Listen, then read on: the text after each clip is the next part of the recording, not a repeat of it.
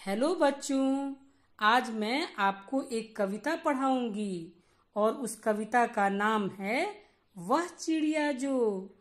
और इसके लेखक श्री केदारनाथ अग्रवाल हैं।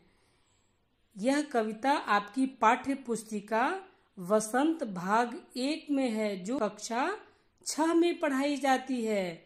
तो चलिए शुरू करते हैं कविता।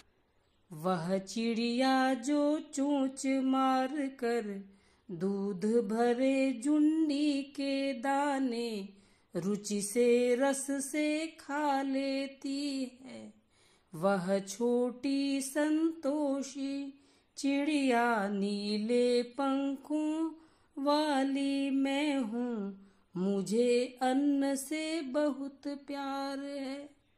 चिड़िया कहती है कि उसे दूध भरे जुंडी के दाने, जुंडी का अर्थ होता है ज्वार। जब ज्वार कच्चे होते हैं खेत में, जब वो पके नहीं होते हैं तो वो रस से भरे होते हैं, दूध से भरे होते हैं। तो उसी के बारे में चिड़िया कहती है कि मुझे दूध भरे जुंडी के दाने अर्थात ज्वार के दाने रुचि से मतलब स्वाद से और रस से मतलब पूरा मन लगा के वह खा लेती है। कहती है अपने बारे में कि मैं वही छोटी संतोषी चिड़िया हूँ। संतोषी मतलब संतोष करने वाली, संतुष्ट रहने वाली। मैं वह संतुष्ट रहने वाली छोटी चिड़िया हूँ, नीले पंखों वाली मैं हूँ और मुझे अन्न से बहुत प्यार है।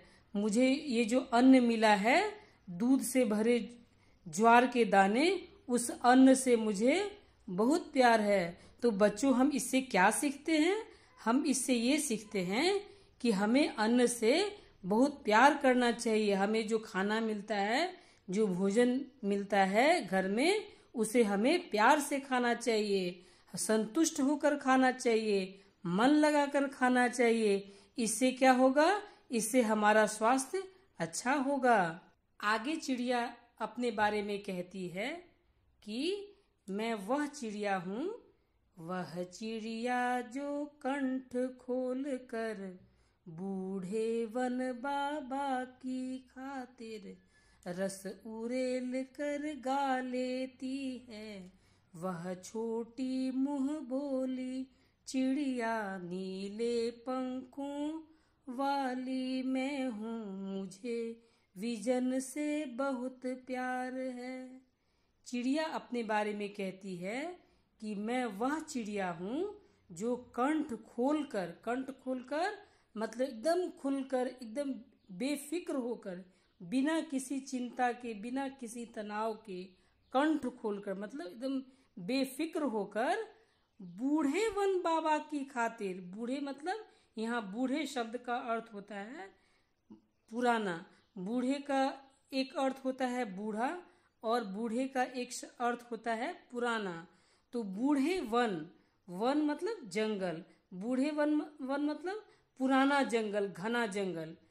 तो कहती है कि मुझे बूढ़े वन बाबा की खातिर, बूढ़े वन बाबा के लिए, खातिर मतलब के लिए, उनके लिए रस उड़ेल कर गा लेती है।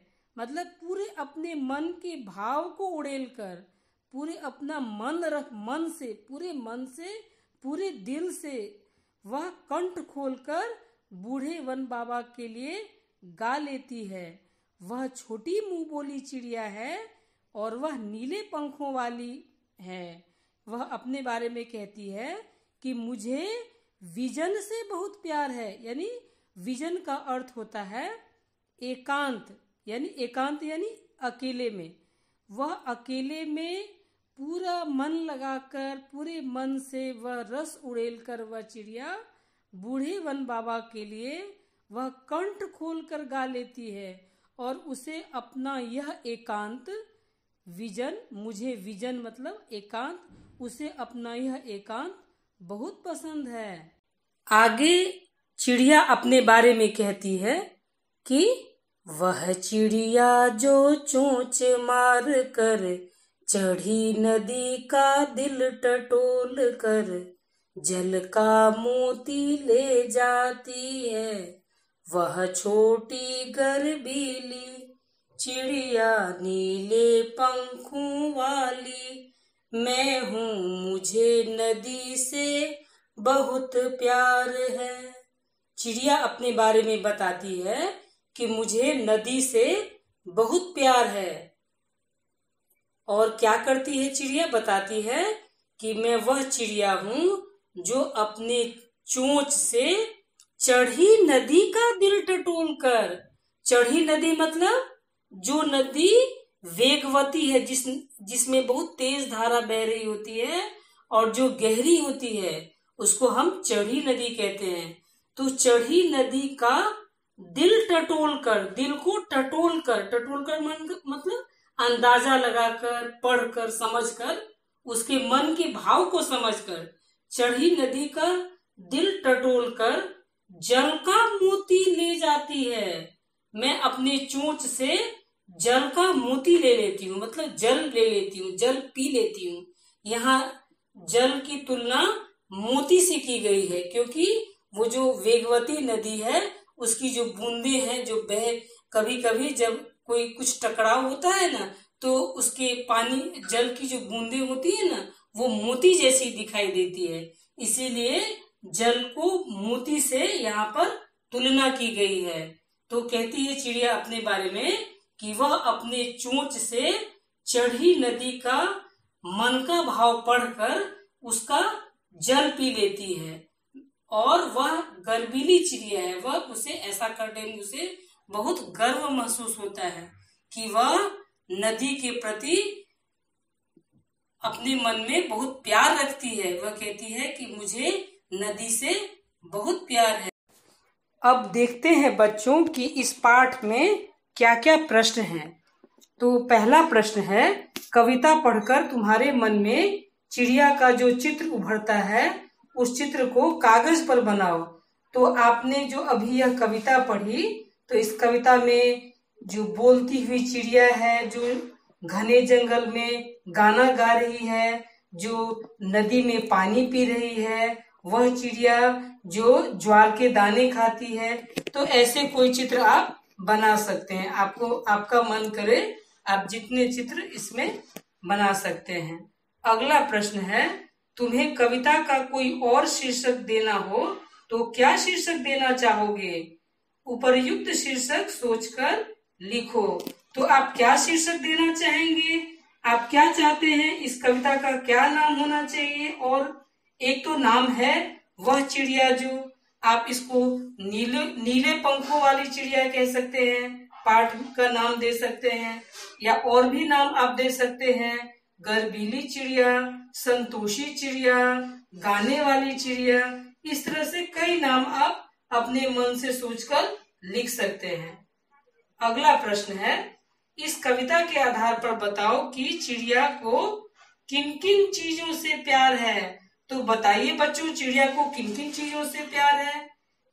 शुरू में चिड़िया कहती है कि उसे दूध भरे जुंडी के दाने खाना अच्छा लगता है, उसको अन्न से बहुत प्यार है।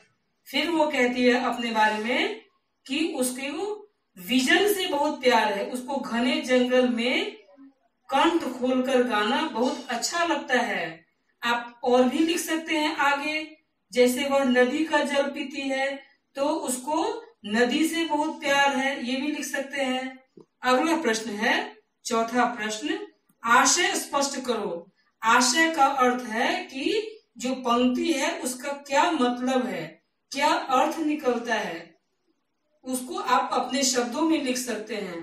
तो प्रश्न क में है, रस उड़ेल कर गा लेती है। तो इसका यहाँ क्या अर्थ होगा कि वह पूरे मन से, पूरे हृदय से, वह पूरा मन लगाकर वह गा लेती है, नीले पंखों वाली चिड़िया। ऐसा आप इसका आशय लिख सकते हैं। दूसरा है ख, चढ़ी नदी का दिल टटोल कर जल का मोती ले जाती है। तो आप इसका आशय क्या लिखेंगे? आप इसका आशय ये लिखेंगे कि वह उफनती हुई नदी का मन पढ़ लेती है, दिल टटोल लेती है, यानी मन पढ़ लेती है, और जल का जो जल है उसको वह पी लेती है। वह कुशलता पूर्वक जल को चढ़ी हुई नदी का दिल टटोल कर वो जल को पी लेती है। धन्यवाद बच्चों। इसी तरह यह पाठ यहीं पर समाप्त होता है। फिर हम अगले पाठ में मिलेंगे। शुक्रिया।